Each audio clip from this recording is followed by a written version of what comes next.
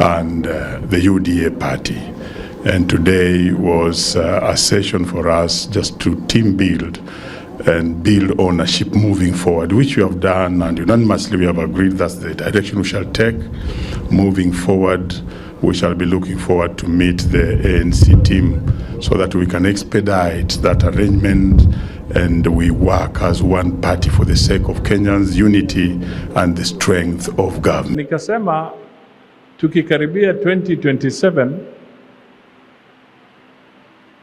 mazingara ya siasa ambayo yalikuweko 2022 yatakuwa yamebadilika tukifika 2027.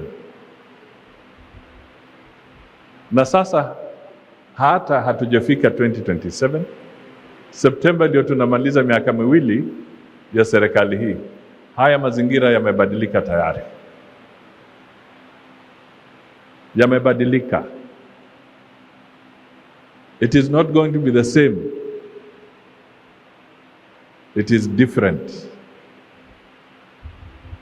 Kwa hivyo ni lazima tujipange tukiangalia tunaenda wapi kule mbele, because in 2027 the negotiating arrangement is different. Now, members of the ODM party and other leaders from the Azimio coalition have come forward to support the current county governor for Mombasa, Abdul Swamad Nasir, to take up position of the leader of ODM party. This comes amid speculation about who will be the party leader and deputy party leader following the nomination of cabinet secretaries, which includes leaders from within the party. Now, residents and party members have called on the party to appoint Nasir, citing his ability to lead.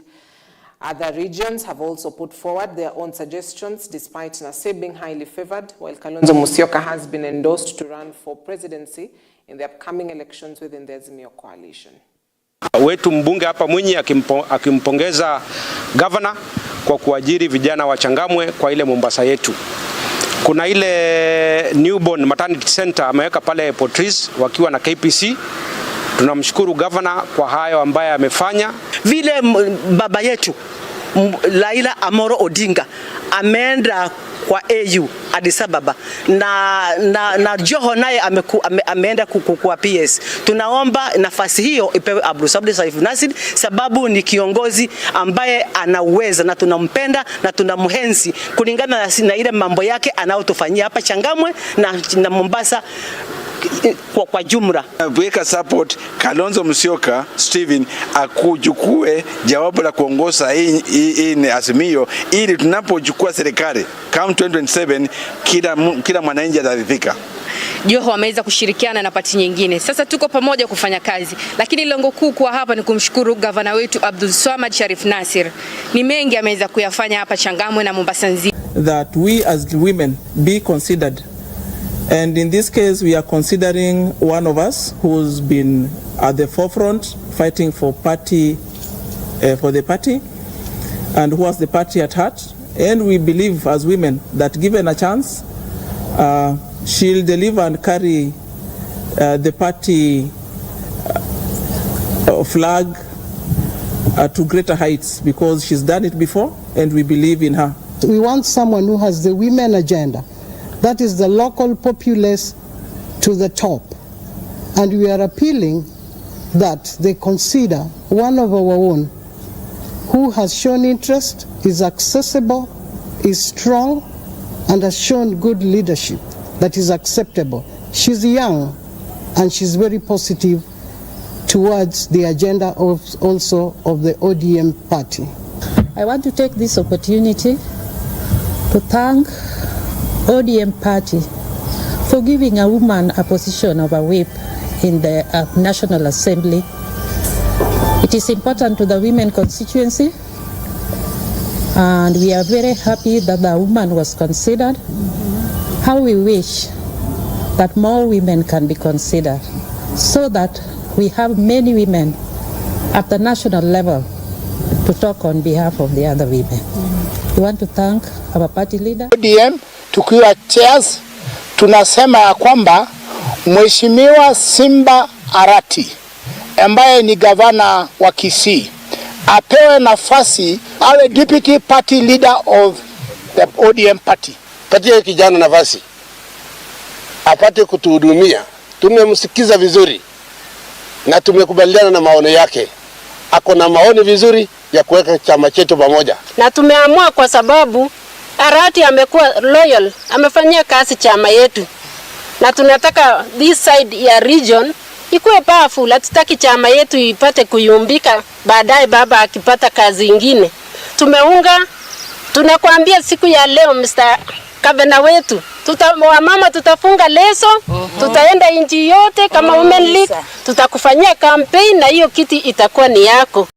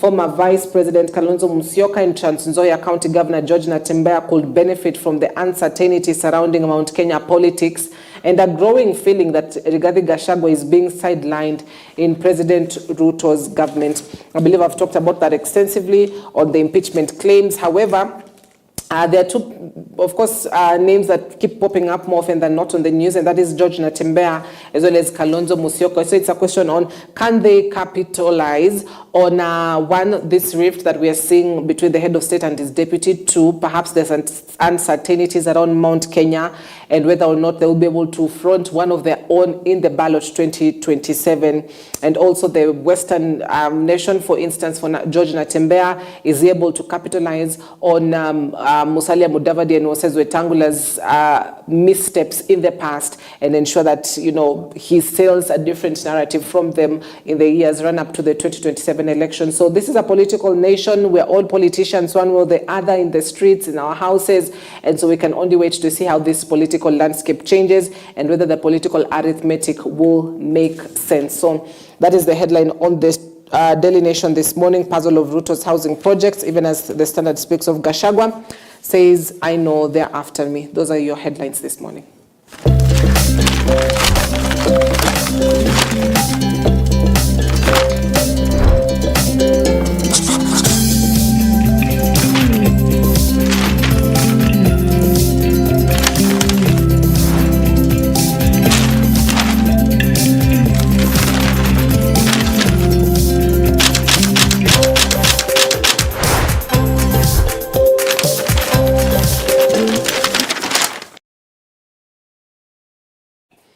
All right, so do allow us to take a quick breather, but when we come back, as I'd mentioned earlier, we'll be having a conversation around drug addiction and rehabilitation, and we'll be speaking to administrators from the Boundless Center Rehabilitation, and so we'll be having that conversation on just what they need to do, what they do actually on a day-to-day basis to ensure that, you know, they reform these people, and how do they integrate them back into society, as well as some of the skills that they pick up from there. So it's an extensive conversation that you definitely do not want to miss. Stay with us, we'll be back shortly.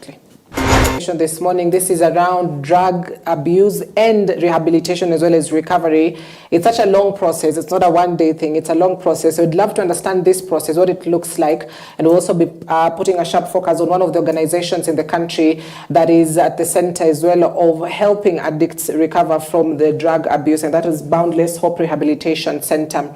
And so let me introduce my guest in studio very quickly this morning. On my immediate right, I'm joined by Bernard Manoa, who has recovered from drug and alcohol addiction. Asante sana Bernard for coming in this morning. Thank you. And next to him is John Wanjiru, who's a psychologist as well as an addiction counselor. Asante sana John for your time this morning. Thank you. All right, so before we get into this conversation, I'd love us to get to have a sneak peek of just who Boundless Hope Rehabilitation Center. Now you wonder now where I am. Until now, that time now, because alcoholism, it is a family thing. Yes, it's affecting me. Again, it's affecting the family. So the family now, they started to realize what is happening to our brother. Yeah. What is happening to our, because I'm a father. Yes, my wife complaining time and again. So through that complaint and through people are wondering, because nowadays find that now the things that you like doing, because I used to be a church person, now you can't go to church. So many people were wondering. So it came to a time that now, because it was so worse, until now one of my family members realized that now we need to seek help for this, our brother. Yeah. And that is why they conducted a Boundless Hope Rehabilitation Center. And then that's why now I knew about Boundless Hope Rehabilitation Center. Yes. John, so I'll come back to you. What was the gap that you saw within the community, within the society, that prompted for the start of this sort of organization? What was the gap, or at least what led to that initial process of beginning this particular center that is meant to help addicts? Good. I think we have seen the menace drugs and alcohol is doing in the society. You look at the area you're living in, you see drunkards. You look on the other side, you see drunkards. So we realize that the society needs this. You know, it is a necessity. Yeah. I've just realized there's a place I moved recently from where I was. In a span of 3 months, there has been a rise of 3 new bars. 3 new bars in within a span the area. Within 3 months. That means in a single month, a new bar is coming up. And so that creates a problem. So whenever I go around, I see people who are drunk. So we kind of see that there is a necessity for that, and that's why we began. And we wanted to make a difference to these young people's lives. Right. You know. So when let's now get to the activities within the center. Right. When somebody walks through those particular doors, in fact, actually, is there criteria that you use to know who's an addict and who's not, and whether or not you're able to accommodate them at the center? Is there a criteria for that? So basically, once we have a patient, a client from wherever, maybe an intervention from the family, from any other organs of the society, the patient is bringing, we will go to an interview, an assessment to check his levels. We first do a body check, a full body hemogram to check if he's using alcohol, if he's using bang, if he's using opioids or heroin. And from the assessment, that will determine how we are going to handle a specific case, because we used an individualized approach. Every person receives his own treatment according to his needs. Right. Yeah. And so that means the criteria mostly is referrals, maybe families that have intervened for their loved ones, or other organizations as well, so that they are brought in to your doors, Yeah. So when they walk through the doors, what they expect, where does it now all start? After you've done the interviews, you've identified that this is an addict, where does it start now? So from there, we start with a process called detox. Detox is trying to remove the alcohol or the other substances in the body. In most cases, when they come, in the first day, they have something called withdrawal symptoms.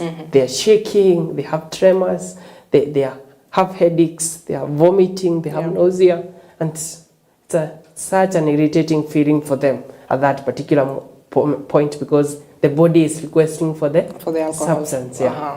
So from there, we give them a detox. A detox is mostly comprised of benzodiazepines to help stabilize the brain. So it's a chemical process, basically. It's a chemical process to do that, so that benzodiazepines work in the same way as alcohol.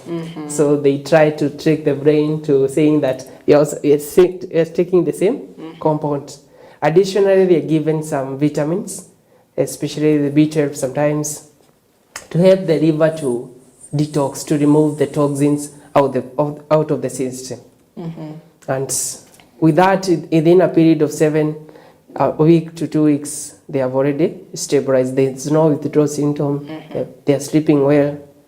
From there, we start with psychotherapy, psychoeducation. So before we move to the psychoeducation, so for the detox, it takes averagely about 2 weeks. That means once you've established that this is an addict, they have gone through your dose, they've gone through the interview, you begin that process of the chemical, I'll just call it the chemical process because you've used quite some terminologies right there. So it takes about 2 weeks for them to be able to stabilize. Is there any possibility that it may go beyond 2 weeks? Yeah, it depends, especially the drug they were taking. For opioids, especially for heroin, for cocaine, it might take long. But for alcohol, averagely at least 1 to 2 weeks, they are stable. All right, we can move to the next one. Yeah. To the next process. So the next process now is start empowering this client with information.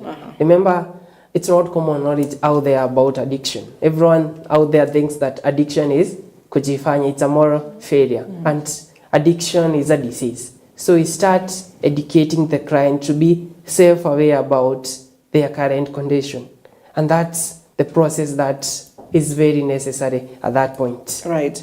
Who is involved in this education step? Because you know you're a psychologist, you're an addiction counselor. So is it just the psychologist and the patient at this point, or are there more people that are involved? More people involved: nurses, psychologists, addiction counselors. It's a combined approach towards helping this client to address his individual needs. Yeah. And from your experience, for the patients that you've been able to engage in, do they have that awareness that what they have been engaged in is an addiction rather than just, you know, for entertainment? Do they have that sort of awareness? No. Most people come there, they are actually brought because there is a crisis. They actually don't come there because they want to be there. It's not voluntary. It's not.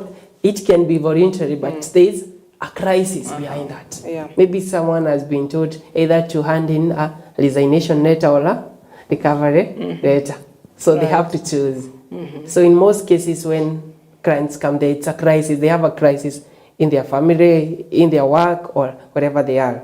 So they are coming to seek help because to address that crisis that is beneath them. Right. Yeah. Don't worry, Bernard, we'll come to you so that you'll give us your views on just, you know, at least from that point of view of being one of the persons.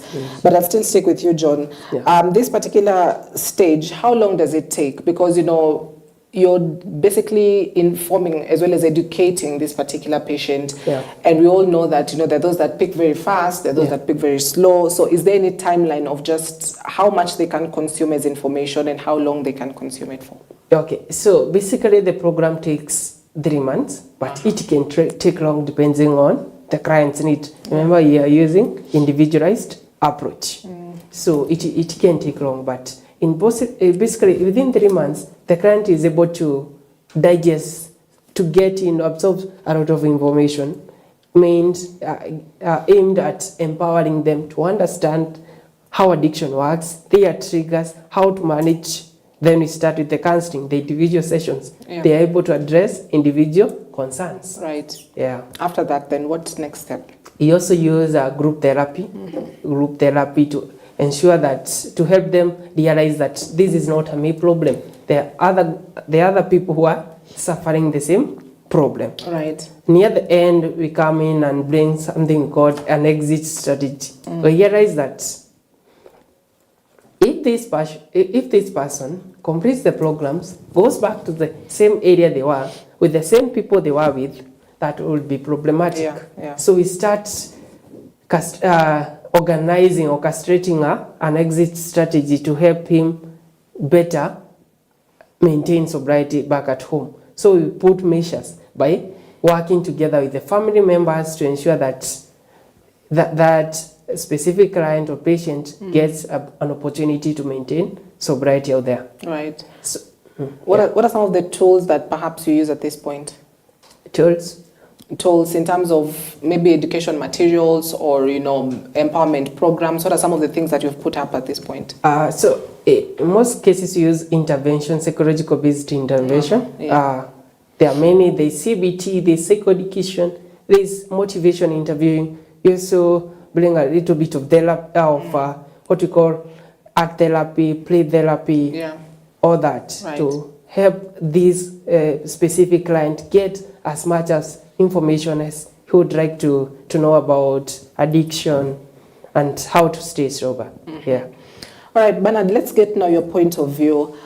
As a person that has gone through this process from the detox to the education stage to the exit strategy, can you just take us through how you are feeling and just how open you are to going through the process from the start to the end, and perhaps some of the challenges that you faced at this particular period? Yeah, thank you.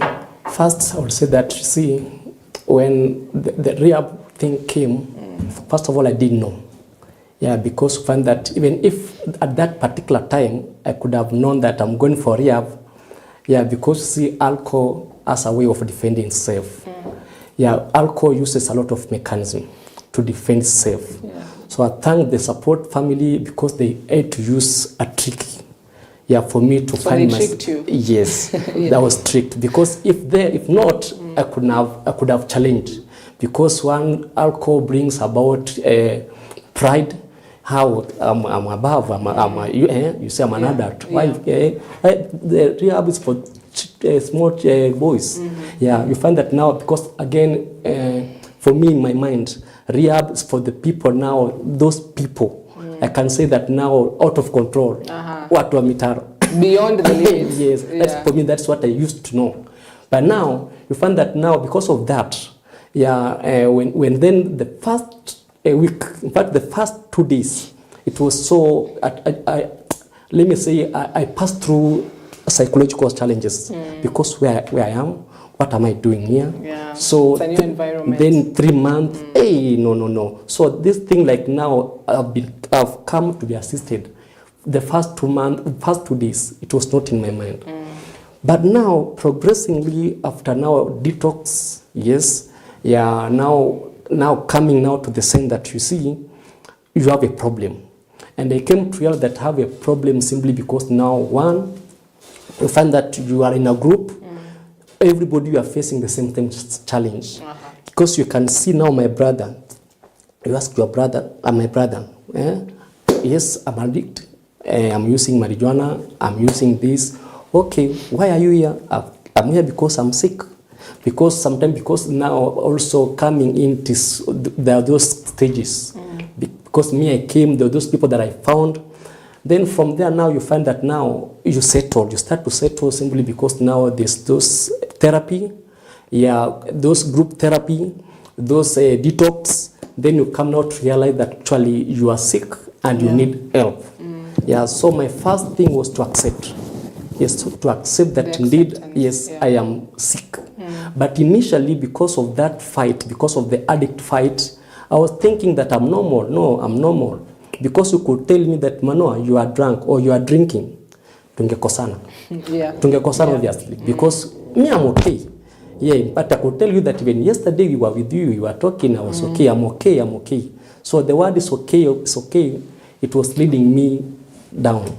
Yeah, but now coming now to accept that, yes, indeed, I am sick. I need that help. And that's when now I started to realize, indeed, I was in a bad state. Right. Yeah. Are there moments where you felt like you really want to quit and just go home? And how did you overcome that? Yeah. In fact, I remember I was contemplating just to jump the fence. And run away. Yeah. Simply because coping with 3 months. Now, yes, you find that now, because that thing, because it's a mental thing, you are thinking now of my kids.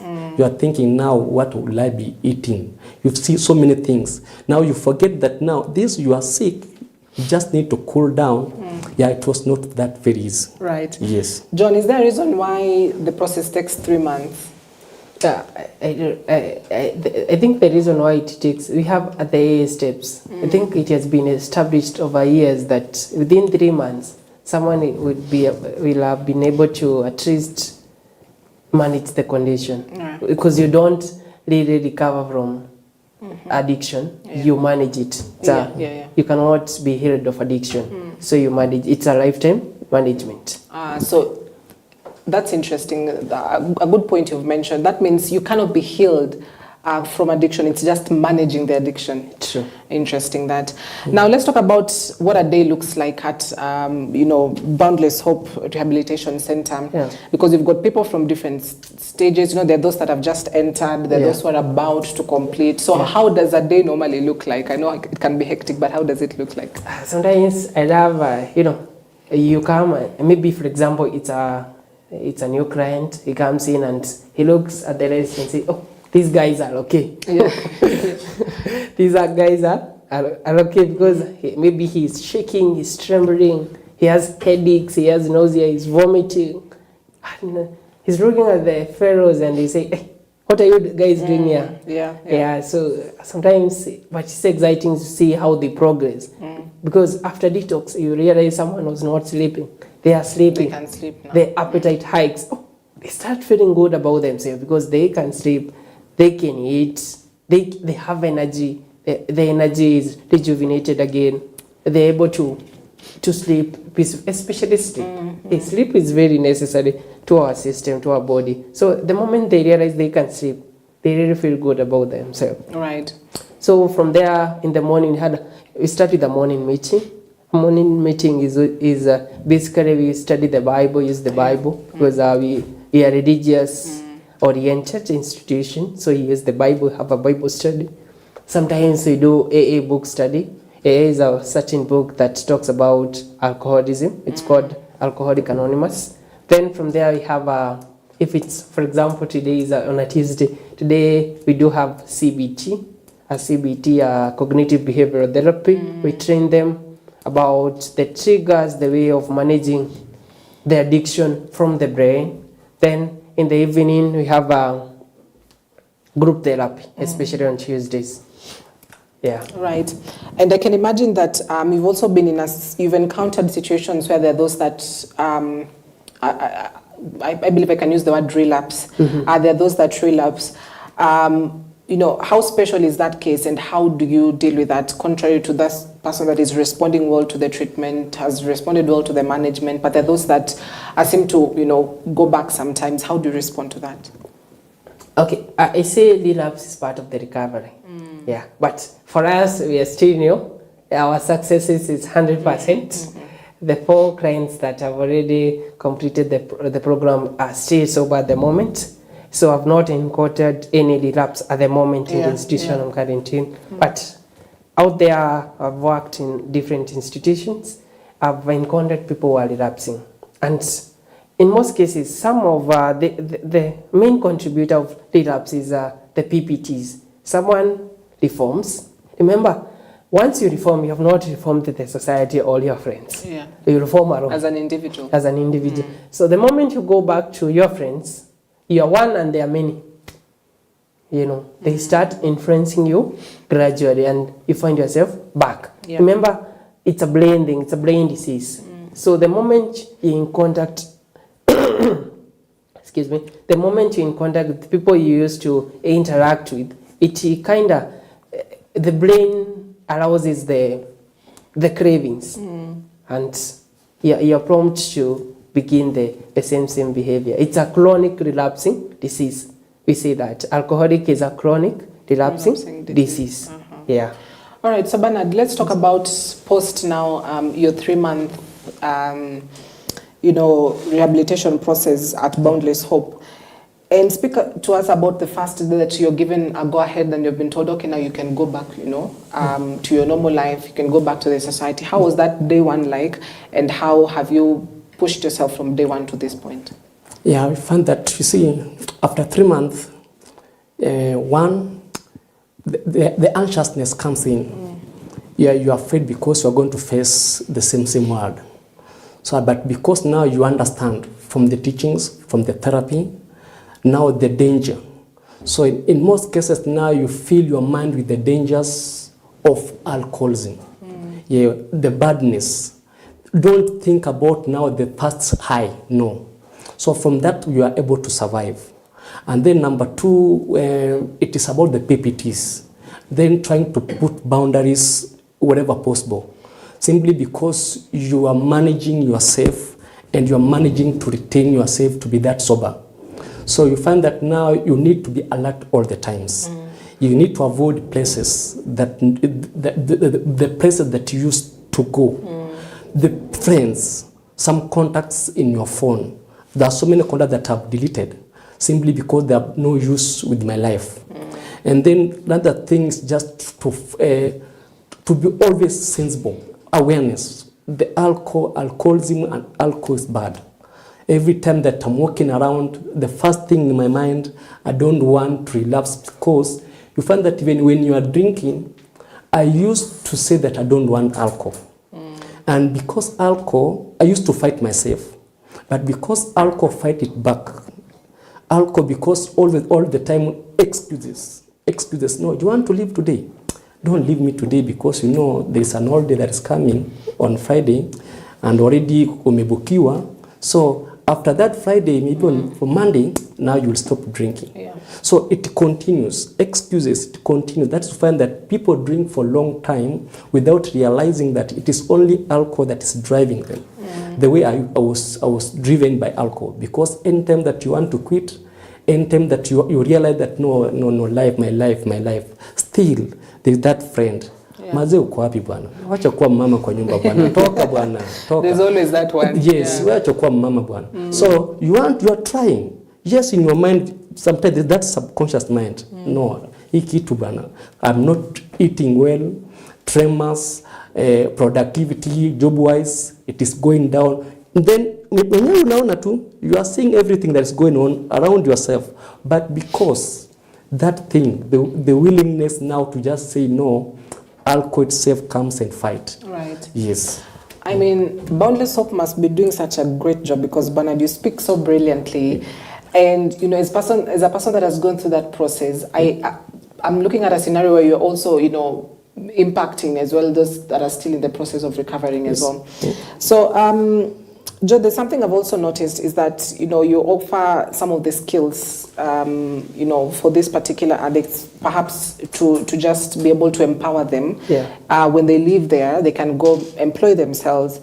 And that's such a good step, because it's one thing to just, you know, do the process and then leave them out there to go and go back to hustling. But you've been able to put up some procedure, I'd say systems, where they're able to also speak some of these skills which they can employ themselves. Maybe you can speak on the skills as well. So I talked about the last stage involving an exit strategy. So those people who wish to continue past the 3 months, we initiate the 3-month courses, so that this person can have something else occupying their mind other than thinking about alcohol. Remember, the problem is not alcohol.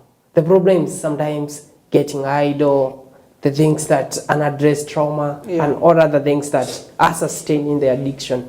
As a you know, addiction is like the tree, but down here we have the roots. So the root might be joblessness, might be idleness, might be friends, stressful environment, all those factors that are the factors that we try to address with and empower the client to be able to detect them and do the necessary actions. Okay. From the patients that you've worked with, what is the most abused drug, and why is that the case? Or at least what are some of the common features that they come in of a particular drug that they use, and why is that the case? I think marijuana and alcohol, but I will say marijuana, alcohol more, but marijuana is also peaking. It's very available. It's easily available. So I could say alcohol, because currently I think 90% of the clients in the institutional alcohol. So alcohol is most abused, and I told you statistics where in a 3 months period they have the reverse. So that means every month a new buy is poking in the holes, you know. All right. So we've got a few minutes to wrap it up. But let's talk about this success rate that you've talked about. How is that a key factor as well for you, such that, you know, when somebody walks through their door, they are 100% sure that when they leave that door, it will be a positive story. So how much is a factor that you've got such an incredible success rate? Okay, maybe we can take a credit for the half of that success. Yeah. But the half is really dependent on the client, because the client is a primary factor here. He has to be able to be aware. He has to be able to change the people, the places, the people, the things that were associated with past life. So the key thing for maintaining sobriety is you, and that's why we really focus on self-awareness. We want you to be able to know yourself. You know when cravings have popped up, what do you do about that? So to avoid getting in a situation that will lead you to a relapse. Right. Yeah. What about the gender? You've mentioned something, and I think it just crossed my mind. What about the gender? Are we having more men, that are recovering from the addiction, or more women, or is it balanced? How is it? Okay, in our institution currently we are only hosting men, but I've realized while in this field, men are more prone to getting addicted to these drugs. Men don't talk about their issues. Men choose to use chupa to cover up the problem, but women tend to outspoken. They tend to discuss their problem when they are less tackled. Remember, addiction is not the problem. The addiction is not the problem. The problem is the problem. The problem is what is making someone drink, be it low self-esteem, joblessness, trauma. That is what we are aimed at addressing. Yeah. Wow, interesting. That food for thought for sure. Thank you. So, Bernard, here you are, a recovered addict, a great success story. So how do you hope to give back to the society in terms of what you've learned, in terms of this process that you've gone through, and you've come out of it strong? What is the impact that you expect to, get back or to bring back to the society, or at least even to the rehabilitation center as well?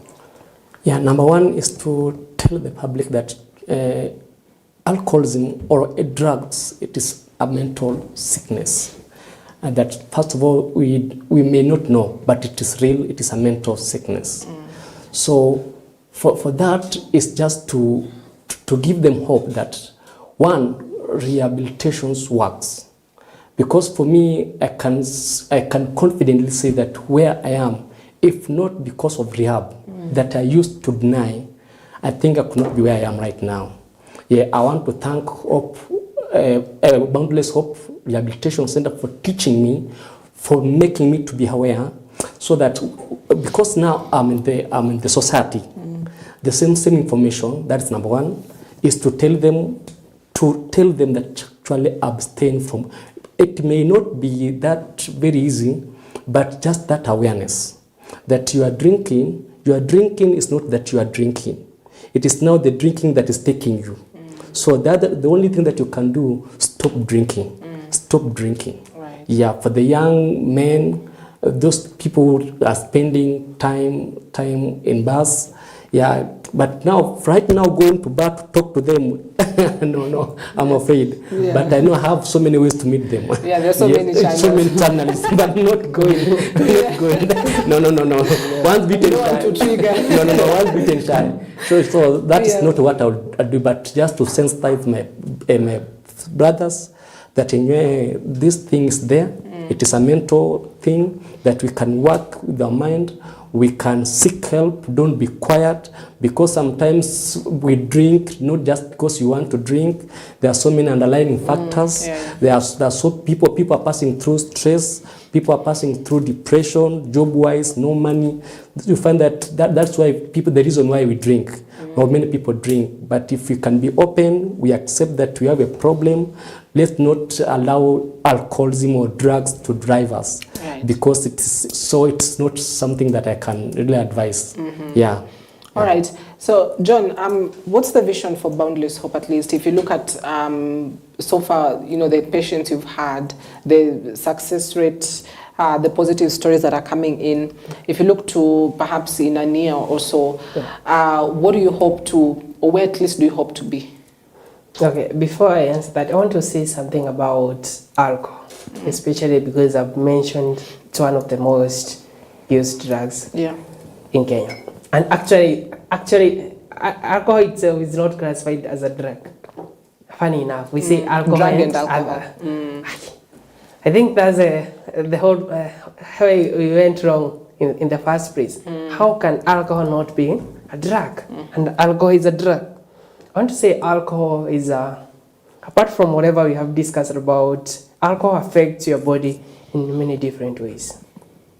Alcohol affects your body from the brain. Remember, if the alcohol affects both the body and the brain. Alcohol, once you ingest alcohol, it is converted to something we call acetaldehyde. This chemical kills the brain, especially the front part. It's called the prefrontal cortex, which is responsible for decision making, self-awareness, and planning. And that's why you find that someone who is using alcohol, they are most likely not to maintain a relationship, a family, for example, a marital relationship, because the center that is controlled, that is responsible for ensuring the success of that specific relationship is distorted. Slowly by slowly, the alcohol shrinks the brain. The other thing I want to note about alcohol is the aspect of the marketing. You know, I find it very funny. They say that drink responsibly, alcohol can be death. What? How can you drink responsibly? And they should say, drink, you drink alcohol for you to be responsible. True? Yeah, you want to lose yourself. And how can that, how can you be told to drink responsibly? Coming back to your question about the future, you know, I personally, as a young person, I don't like seeing youths getting wasted out there. Yeah. You wake up in the morning, you're going to job, and you find some few men struggling there. They slept on them tallow, as he said, you know, they're destroying lives. Then there is chaos in the family. Remember, a thing that affects an individual affects a family. And a thing that affects a family affects a society. Yeah. You know, if you have a drunkard in your area, for example, if you have a changa spot in your area, everyone in the area will be terrorized by that changa spot in one way or the other. Because we have said alcohol is a disease. You don't take alcohol because you want. At a specific point in your life, you take it because the body wants. And if you don't give the body will punish you terribly. Through the withdrawal symptoms. So you take it because you must take it. You don't have a choice. People think they have a choice. One, you're addicted. You don't have a choice. Alcohol has become part of your balance, what we call equilibrium. So you want, in a span of 1 year, we are doing a lot of awareness out there. You have done an awareness, for example, in Utawara. We are using the church forums to be able to disseminate this information about addiction and the impacts of drugs in the society. Right. So we are aiming at transforming lives out here through ensuring that at least people get the information so that they don't reach a point that they are coming to the rehab, so that we can be able to at least solve the problem there before it becomes a real problem. But for those who are already in addiction, we help them join our program so that we can be able to transform their lives. All right. Yeah. So, gentlemen, we're out of time. Thank you very much for your company this morning. On my immediate right is Bernard Manoa, who's recovered from drug and alcohol addiction. And next to him is John Wanjiru, who's a psychologist as well as an addiction counselor. Thank you very much for coming in this morning. And I hope that, there's somebody that is watching somewhere who's been looking for, a place to go. And I hope that they've found a place to go. That is on the at the Boundless Hope Rehabilitation Center. So we wrap it up at that point this morning. Thank you very much for watching. In case stories and success rates, that's a huge factor, especially in a nation. I remember previously there's one newspaper that called us a drunk nation. Yeah. So that is where we are at as a country at this point. And this is the first step to be able to solve this particular menace, which is claiming the lives of our brothers, our sisters, our fathers, and our mothers in general. So thank you very much for watching. You have yourself a wonderful morning. My name is Cynthia Nanjala. God bless.